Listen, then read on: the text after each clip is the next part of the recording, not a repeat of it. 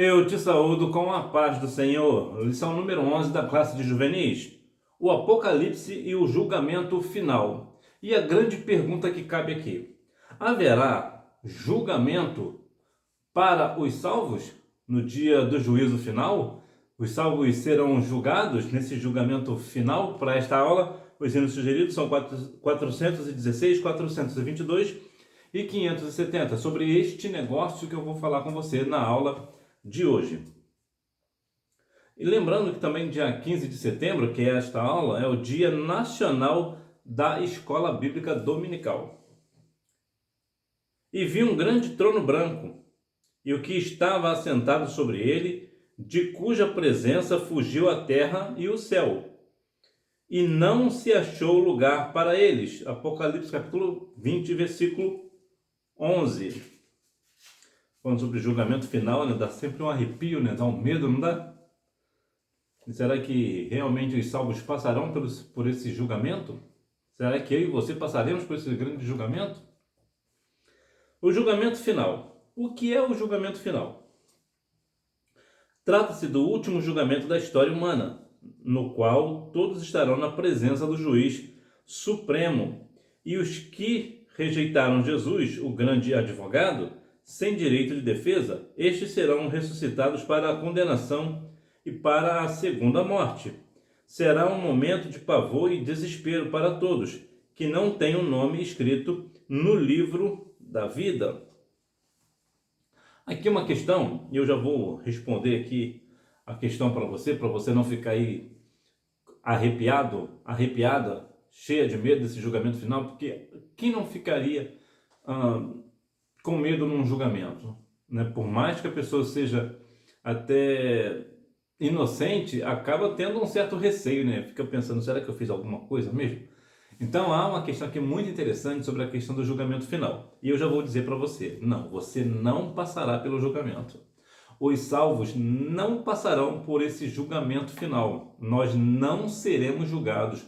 Por que não? Porque isso aqui se trata do grande trono branco. O trono branco é somente para os ímpios. Para os salvos é o tribunal de Cristo. E no tribunal de Cristo, o salvo que está lá, ele não será julgado para condenação ou para absolvição. O salvo que está no tribunal de Cristo, como o nome já sugere, ele já está salvo. O tribunal de Cristo é apenas para dar recompensas a ele ou não. Ou seja, lá no tribunal de Cristo, nós seremos julgados se receberemos ou não receberemos galardão, mas a nossa salvação já está garantida. Já que no trono branco já é uma questão do ímpio, é somente para os ímpios, como nós vemos lá em João capítulo 5, versículo 24, e também em 2 Pedro capítulo 2, versículo 9. Então esse aqui é o grande julgamento, né? Esse aqui é o fechamento. E quem é o juiz desse julgamento? Cristo.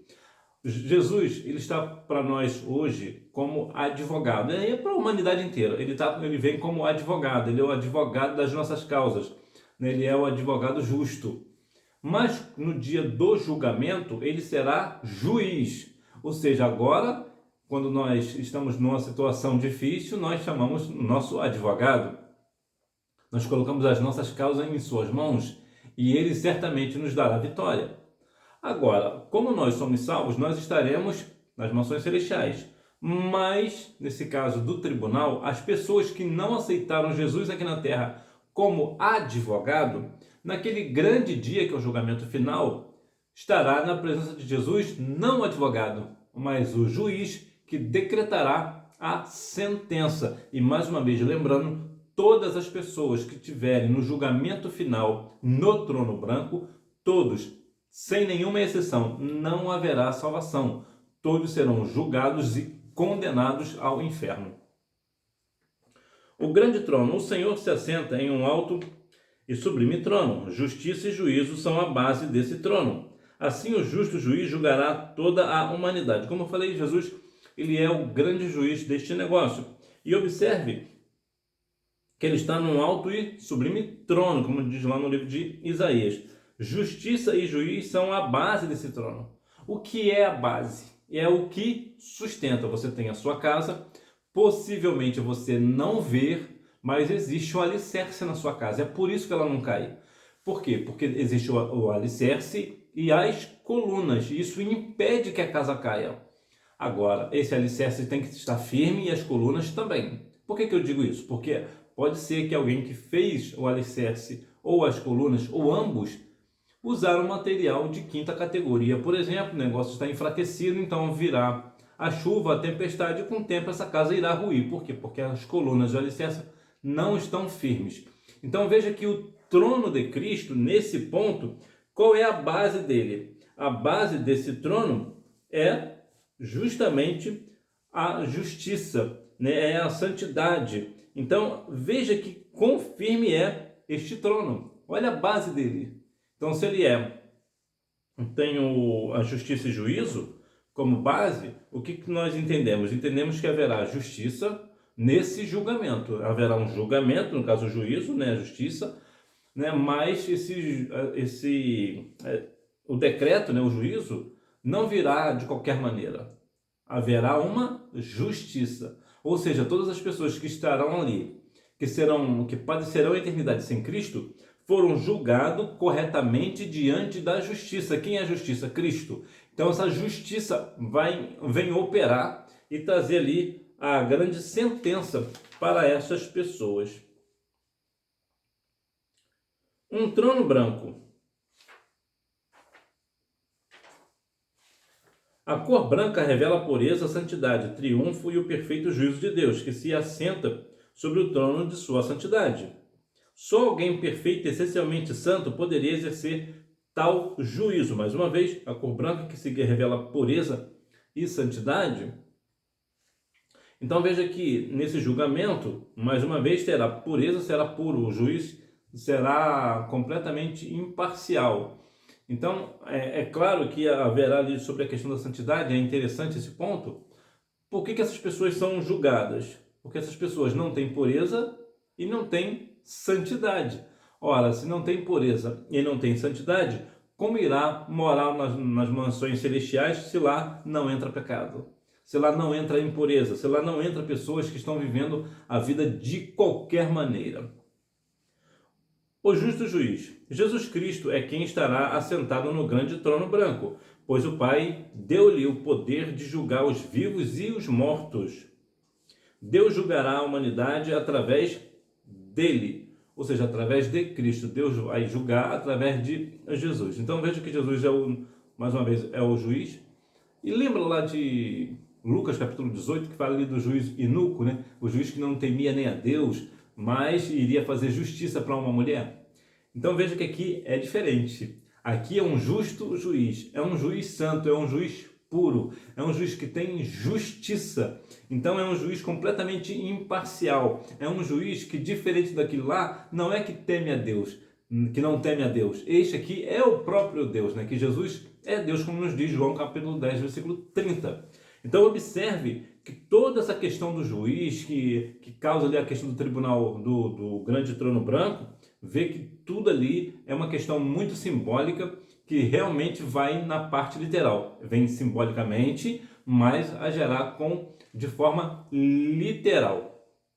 O que eu quero dizer é, o trono é branco, que é um sinal de santidade. Isso é uma simbologia, mas de fato o juiz será santo. Isso que eu quero dizer. Então, aqui tem toda uma questão simbólica, mas toda a simbologia aqui vai se transformar numa questão literal. No Antigo Testamento, o juízo final é anunciado desde o Antigo Testamento. Daniel profetizou naquele tempo: livrar-se-á o teu povo, todo aquele que se achar escrito no livro, e muitos dos que dormem no pó da terra ressuscitarão, uns para a vida eterna e outros para a vergonha e desprezo eterno. Há uma questão importante e muito interessante sobre a questão do livro. Por quê? Porque o livro da vida, que nossos nomes está escrito lá desde a fundação do mundo, desde sempre a Bíblia nos relata a respeito do livro, né? Como diz aqui no livro de Daniel. Por que isso é importante? Porque o juízo final não fala somente do Novo Testamento. Desde sempre o mundo é avisado que haverá um juiz, haverá um juízo final, um julgamento final, que será na verdade dois julgamentos, né? Se nós olharmos bem da verdade, será dois julgamentos. Qual é o primeiro julgamento? O primeiro julgamento é para os santos, são para nós, para os salvos. O primeiro julgamento é para nós, que será ali a questão, depois do arrebatamento, a questão do tribunal de Cristo. Nós ali seremos julgados se nós receberemos ou não um galardão, né, um prêmio, né, ou coisa dessa natureza, né, nós receberemos ali ou não, dependendo daquilo que nós fizemos ou não fizemos aqui na terra para o Senhor. Mas lembrando que lá nós já estaremos salvos, independente se, por exemplo, digamos que eu não receba nenhum galardão lá no tribunal de Cristo, mas eu estou salvo. Isso aqui que é o ponto. E se eu receber um galardão, eu também continuo salvo, mais um galardão. É isso que é o ponto ali. Então, o primeiro julgamento é para nós. Mas o nosso julgamento não é para condenação. O nosso julgamento é para premiação. Se a pessoa será premiada ou não. Já o segundo julgamento já é para os ímpios. Esses sim, esses não haverá nenhuma salvação para eles no dia do juízo final. No julgamento final não haverá salvação. Eles serão todos lançados na fornalha de fogo, né? lá no mais conhecido como o inferno, né? A perdição eterna. Então haverá pessoas que ressuscitarão para o gozo eterno, que no caso somos nós, e aqueles que padecerão a eternidade para a vergonha eterna, que padecerão a eternidade sem Jesus. No Novo Testamento, o próprio Jesus afirmou que ele será o protagonista deste julgamento. O Pai Celestial deu ao seu Filho esta autoridade. Jesus virá em glória para julgar. Pedro disse que Cristo vai julgar os vivos e os mortos. Paulo declarou que Jesus irá julgar o mundo e o apóstolo João viu Jesus pronto para julgar. Então veja que no Novo Testamento está sempre falando da questão do julgamento. O Novo Testamento nos traz muito essa ideia do julgamento. E há uma frase que as pessoas dizem por aí, a qual me assusta profundamente. E qual é essa frase? É quando uma pessoa faz algo que não deve fazer e é exposta, né? Essa questão que essa pessoa fez errada é exposta. E ela começa a se defender. Olha, vocês não podem me julgar, só quem pode me julgar é Deus. E acha que isso está muito tranquilo. É só Deus mesmo que pode me julgar, então está tudo bem. Como que a pessoa pode ter essa consciência de que realmente ela será julgada por Deus e para ela está tudo tranquilo? Está tudo bem? Não, não está tranquilo não. Se é Deus quem vai julgar nesse caso, vai julgar para condenação eterna. Então será que as pessoas não têm a noção do problema que elas estão causando para si? Será que elas não reconhecem que a questão que quando o cristão fala, claro, dentro da palavra, dentro do amor, dentro da educação, fala para uma pessoa que ela está cometendo o ato que desagrada a Deus, que aquilo padecerá a eternidade sem Cristo, é uma forma de amor? Será que eles não compreendem isso? Que nós não queremos que eles vão para o inferno? Nós não desejamos isso a eles, né, ou a elas, né?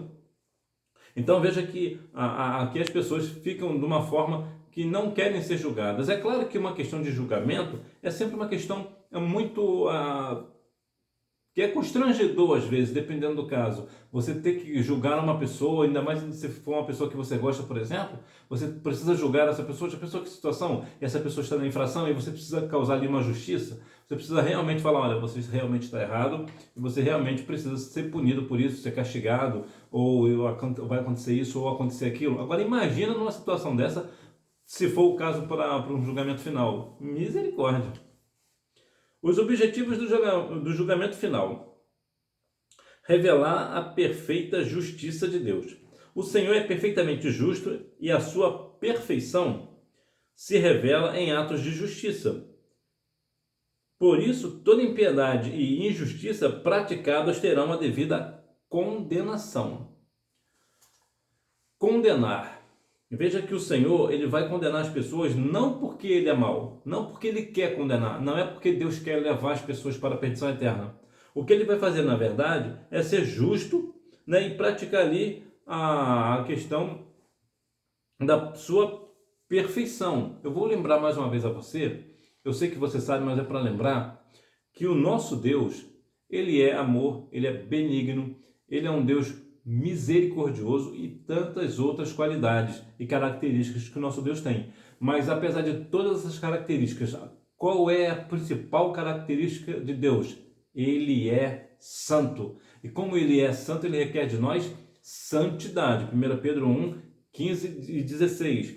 Então ele tem, né, aos Hebreus 12, 14. Então Deus tem sempre essa questão da santidade. Por quê? Porque é o ponto principal de Deus. E alguém pode falar, não, o amor de Deus é maior do que a sua santidade. Não é. Por que eu digo que não é e posso afirmar biblicamente que não é?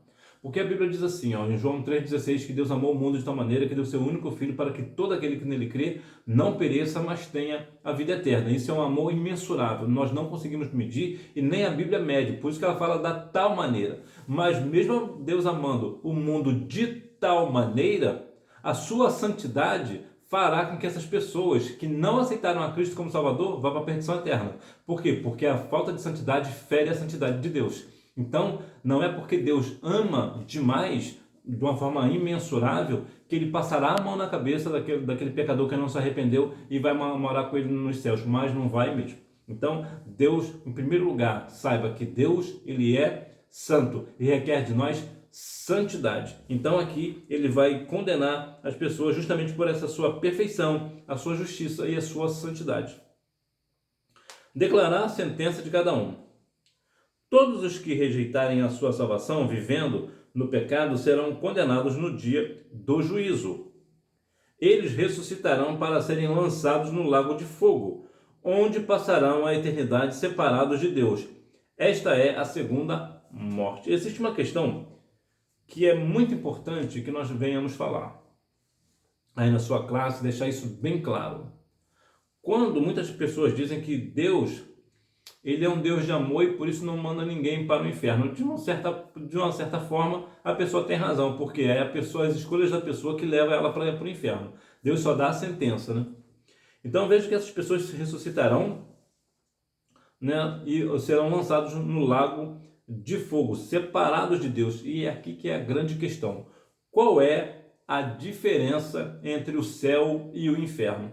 Existe uma única diferença. E qual é? É que no céu existe a presença total de Deus e no inferno existe a ausência total de Deus. Então Deus não está lá. E por que eu digo que isso também é uma questão de escolha, de que Deus reconhece a escolha da pessoa? A pessoa viveu a vida toda sem Deus e a pessoa sempre fala, eu não quero Deus, eu não quero o Senhor. Então o que o inferno é? É um lugar exatamente para essas pessoas que escolheram não estar com Deus nas mansões celestiais. Deus apenas dá apenas faz com que a pessoa receba aquilo que ela quer, o que? A ausência de Deus. Por quê? Por que eu digo a ausência de Deus? Porque geralmente as pessoas não vão falar assim, eu não quero Deus. Não vão falar exatamente isso. As pessoas até dizem o seguinte, eu quero o Senhor, mas não serve o Senhor. Eu quero Deus, mas não faz a vontade de Deus. Eu quero o Senhor, mas não aceita Cristo como Salvador. Então elas até querem o Senhor, mas no fundo está rejeitando o amor do Senhor, né? Que é aceitar a Cristo como o seu único e suficiente Salvador de suas almas. Então, na verdade, o que essas pessoas receberão do Senhor é exatamente aquilo que elas querem. O quê? Um lugar completamente que não tenha a presença de Deus. O julgamento dos salvos não é esse, pois ocorrerá logo após o arrebatamento do tribunal de Cristo. Só para lembrar, mais uma vez, que nós não passaremos por essa questão desse julgamento. A destruição dos anjos caídos.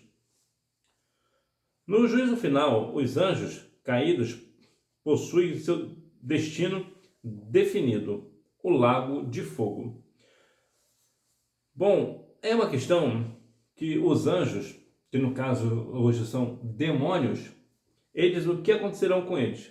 Eles já têm aquilo definido, eles já sabem o lugar deles, que é o inferno. Não há outro lugar, é o lago de fogo para onde que eles vão, porque eles serão destruídos. E aqui é interessante colocar que a destruição dos anjos caídos, ou seja, a destruição dos demônios, não quer dizer no quesito literal, ou seja, os demônios serão mortos, serão aniquilados, acabará no lago de fogo, lá no lago de fogo, não existirá mais. Não é isso.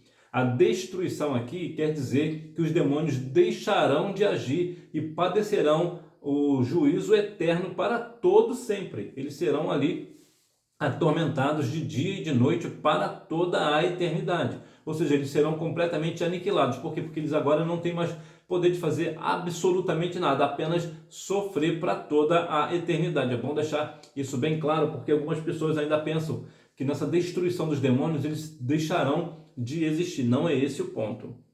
Onde estará a trindade do mal, lançada antes do julgamento final? Ou seja, a trindade do mal já estará lá, né? O anticristo e o falso profeta irão logo após a guerra do Armagedon, logo depois de cerca de 1000 anos. Depois Satanás também irá para lá fazer companhia, né? Nessa trindade aí do inferno, né? O anticristo, o falso profeta e o próprio Satanás, né? Estarão todos juntos lá com os demônios, como a Bíblia nos relata, que o inferno foi para quem? Foi preparado para quem? Para o diabo e os seus anjos. No caso aqui, os demônios, né? Anjos caídos e demônios é a mesma coisa. Os fundamentos do juízo final. O ato de julgar alguém para condenar ou absolver não é uma tarefa fácil. Existem regras e fundamentos a serem seguidos para que a justiça seja exercida. Existe aqui uma questão que eu posso falar diretamente, porque aconteceu comigo. Há alguns anos, eu tive que fazer um depoimento contra uma pessoa, né? Essa pessoa, uma pessoa que agiu de uma forma equivocada, de uma forma errada, né? No caso aqui ele roubou, né? Teve até uma ameaça de morte contra a minha pessoa. Então eu precisei ir ao fórum e reconhecer a pessoa, né?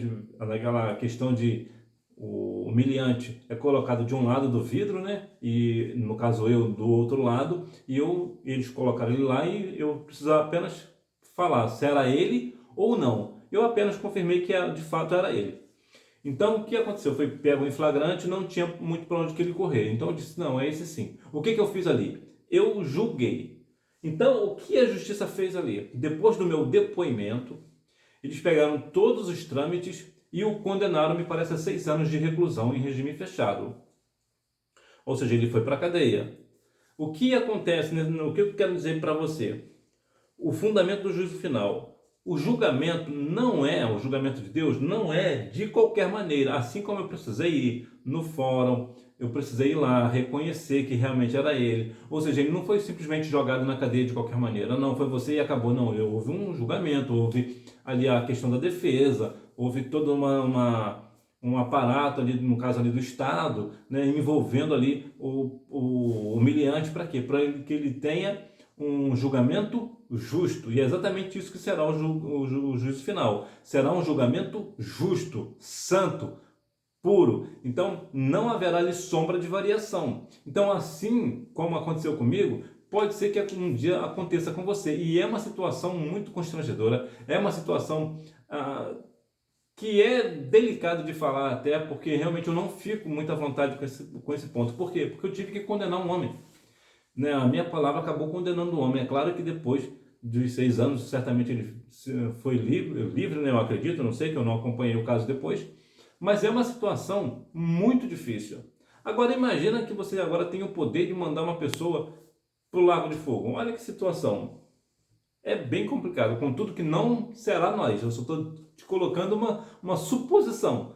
Então, a questão do julgar, quando nós julgamos uma pessoa pela reta justiça, como diz lá João 7,24, nós estamos de acordo com a justiça, ok. Mas a grande questão, que é onde que entra a questão da fofoca, por exemplo, as pessoas começam a fofocar daqui, fazer mexerico daqui, mexerico de lá. Então, vê que não é um julgamento justo. Por quê? Porque a pessoa que está sendo vítima de fofoca, ela não sabe que está sendo vítima de fofoca. Ela vai saber depois. E ninguém foi lá perguntar para ela se era verdade ou se era mentira. Então, o julgamento ele é diferente. Existe ali todo um aparato, tudo ali montado para que, de fato, ele sabe, que inclusive a consciência dele sabe, que, de fato, ele vai para a perdição eterna porque ele escolheu ir para a perdição eterna. O próprio Deus. O Senhor é essencialmente santo e justo, por isso ele não tolera o pecado e cada um de nós dará conta de si mesmo a Deus. Pela sua perfeita justiça, todos serão recompensados de acordo com as próprias obras. Assim será também no juízo final. Existe aqui uma questão muito importante que muitas pessoas falam hoje sobre a questão do pastor. O pastor dará conta de mim lá no dia do juízo. Não vai dar não. Ou então, qual o tipo de julgamento que o pastor terá? O julgamento de um pastor é basicamente aquilo que ele ensinou, se ele ensinou a palavra com verdade ou não. Isso aqui é o ponto. Por que eu digo isso a você? Porque algumas pessoas, né, algumas ovelhas, né, o que fazem? Fazem coisas aleatórias, sabe que é pecado, mas acha que ela não será imputada por aquilo ali. Quem vai responder por ela é o pastor. Isso não é verdade. Veja o que diz aos Romanos capítulo 14, versículo 12. Cada um de nós dará conta de si. O que o pastor será julgado é se ele, de fato, ele ensinou aquilo que é verdade ou ensinou a mentira. Se ele realmente foi honesto ou não, se ele foi verdadeiro ou não, mediante a palavra do Senhor. É nisso que ele será julgado. Até porque, se o pastor fosse julgado por nós, nós faríamos qualquer coisa, viveríamos uma vida de pecado, e depois o pastor lá que se vire lá com o Senhor para dar conta de nós. Isso não seria justo, não é honesto. E lembra, Deus é justiça, Ele é santo e justo. A palavra de Deus.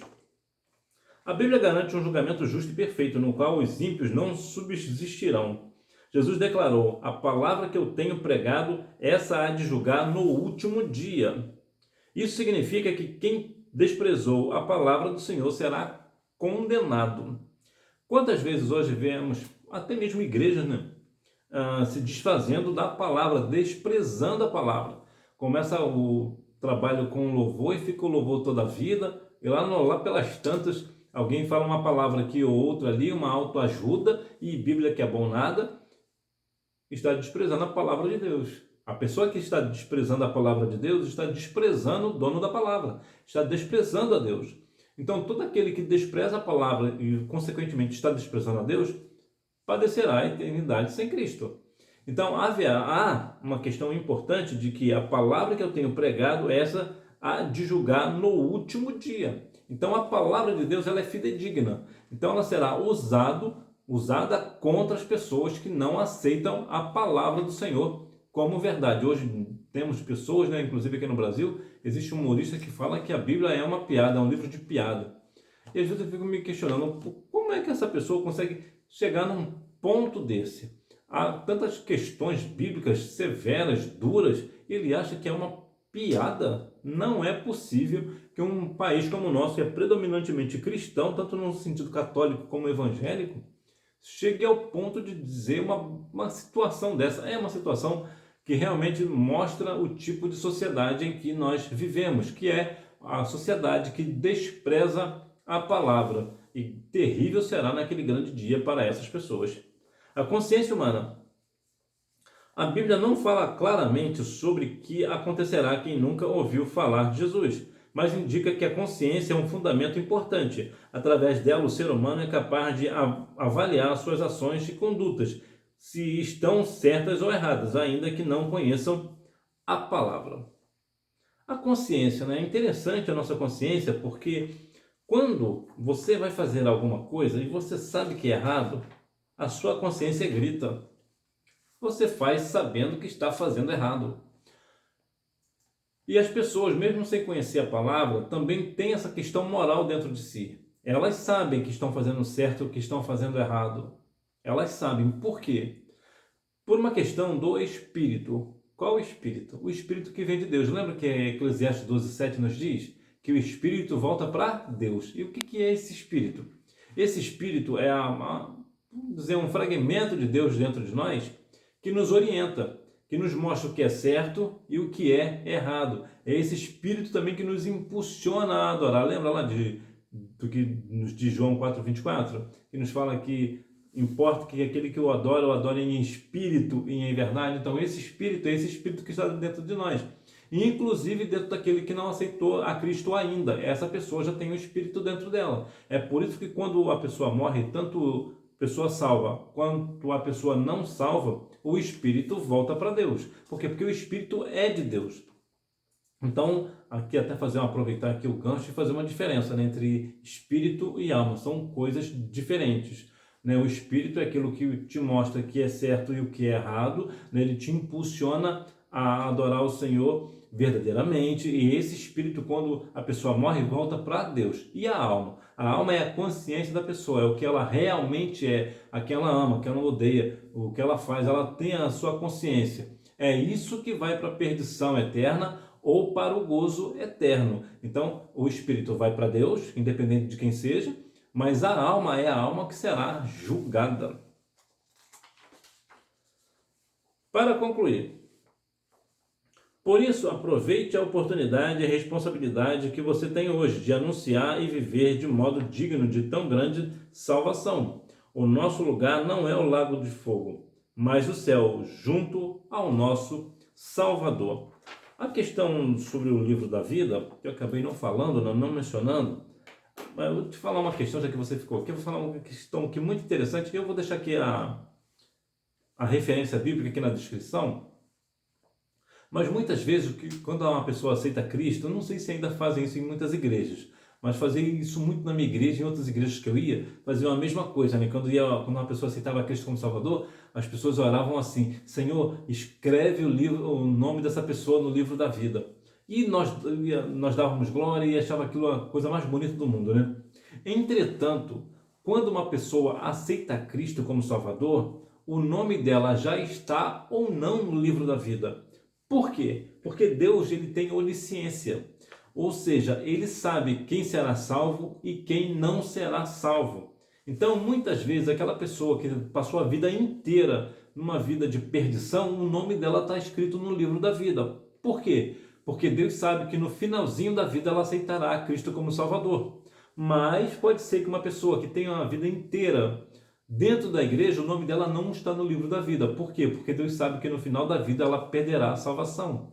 Então, quando as pessoas oram para que o nome da pessoa seja escrito no livro da vida, é uma oração completamente, desculpa aqui o termo, completamente inútil. Por quê? Porque Deus já sabe que ela vai estar lá, se o nome estará lá no livro da vida ou não. Por quê? Porque ele é conhecedor de todas as coisas. Eu vou deixar aqui na descrição, mais uma vez, lembrando a referência bíblica de onde está. Eu me lembro que está no livro de Apocalipse, mas honestamente eu não lembro o capítulo nem o versículo. Eu vou deixar aqui para você depois conferir.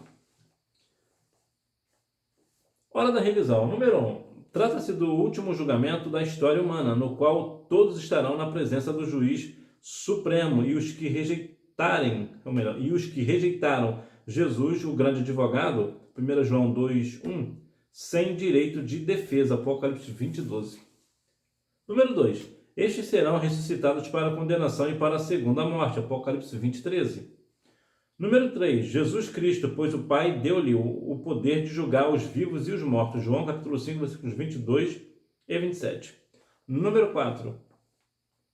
Daniel profetizou que naquele tempo livrar-se-á o teu povo, todo aquele que se achar escrito no livro, e muitos dos que dormem no pó da terra ressuscitarão, uns para a vida eterna e outros para a vergonha e o desprezo eterno. Daniel capítulo 12, versículo 12. Ou melhor, Daniel capítulo 12, versículos 1 e 2. Número 5. O lago de fogo, Mateus 25:41, Apocalipse 20:14. Onde estará a trindade do mal, lá lançada antes do julgamento final. Aqui no caso, a trindade do mal é o anticristo, o falso profeta e Satanás.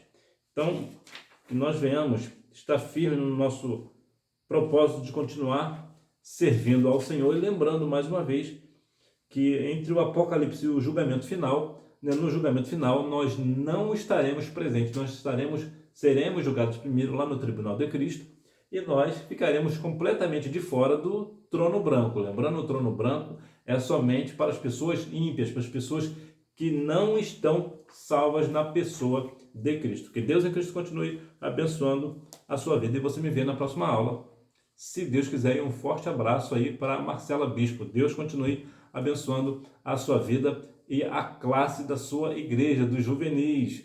Fica com Jesus. Tchau!